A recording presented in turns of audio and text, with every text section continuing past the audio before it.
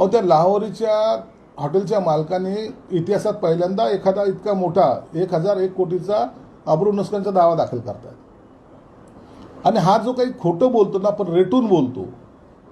मला एक सांगा, हॉटेलमध्ये जेवल्याचं बिल गाडीच्या सीटवर कोणी पाडतं का हो? पण हा मूर्खपणाचा कळस, काहीतरी फेकायचं, काहीतरी खोटं बोलायचं।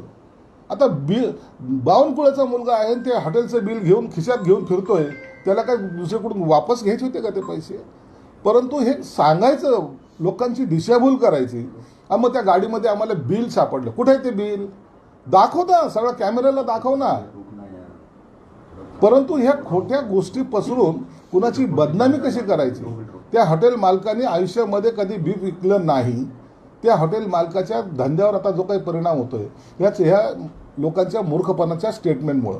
म्हणून संजय राऊत सारखा खोटारडा माणूस, सायको माणूस, हिमजिकल माणूस मला वाटतं महाराष्ट्रात दुसरा नाही।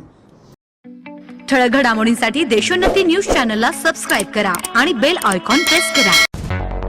मुंबई, पुणे, नागपूर, मराठवाडा असो का विदर्भ, राजकीय, सामाजिक, शैक्षणिक क्षेत्र असो का क्रीडा, सर्वच घडामोडीचे विश्लेषण पाहायला विसरू नका। फक्त देशोन्नती न्यूजवर।